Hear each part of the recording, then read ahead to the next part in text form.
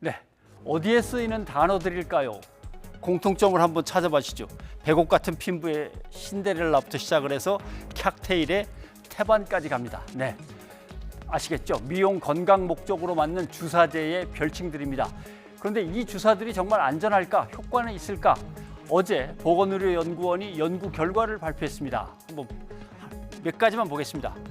자, 신데렐라 주사라고 흔히 얘기하는데 티옥트산 주사가 맞는 얘기죠. 피부가 좋아진답니다. 그리고 살이 빠진답니다. 그러나 실제로는 비만 환자들이 혈중 콜레스테롤만 조금 낮아졌고 체중이 빠진다거나 이런 건 전혀 효과가 없었습니다. 그 대신 이러한 부작용들이 있습니다. 또 백옥 같은 피부 모두가 원하는 것이긴 하죠. 한번 보겠습니다. 백옥 주사, 글루타티온 주사, 이게 미용 효과가 있다고 하는데 실제로는 그냥 수액 주사하고 똑같았습니다. 아무런 효과가 없었고요. 이러한 부작용들이 있었습니다. 예. 모두 효과의 근거가 전혀 없거나 아주 미약한 걸로 확인됐습니다. 오히려 부작용의 가능성은 상당히 나왔습니다. 결국 보시면 보톡스는 정말 어느 정도 효과는 있는데 부작용도 꽤 많다라고 하는 건 확인이 됐습니다.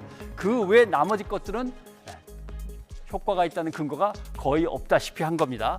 그 다음에 사실은 이것이 간 어떤 질환에 쓰인다거나 아니면은 신경계 질환을 예방하는 데 쓰이는 목적으로 주사를 놓는 건데 그거와는 전혀 다른 목적으로 사용을 하고 있는 거고 여러 가지를 막 섞어 써서 부작용이 커지기도 하는 겁니다. 그다음에 역시 부작용들은 이런 것들이 있고요. 그다음에 환자한테 이런 걸 제대로 설명을 해야 되는데 설명을 안 하는 게 문제가 있는 거죠. 그런데 왜 병원에 가면 이런 주사를 자꾸만 맞으라고 할까? 뭐 그것은 보험이 안 되는 주사라 병원의 수익과 관련이 있고 또 어떤 사람은 정말 효과를 봤다고 자꾸 그런단 말입니다. 한번 보시겠습니다.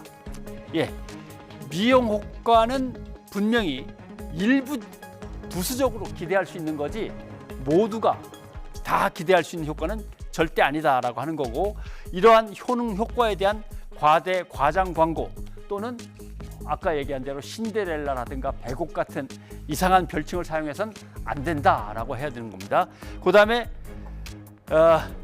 의사협회에서 아주 상당히 긴 내용입니다만은 이런 것을 투여할 때 권고할 사항, 그다음에 주의할 사항을 정리해 놓은 게 있습니다. 이걸 철저히 지켜야 된다는 겁니다. 그러니까 앞으로 이런 주사를 맞자 그러면은 내용을 보여달라고 하시면서 확인을 반드시 하셔야 됩니다. 변상욱의 앵커 리포트였습니다.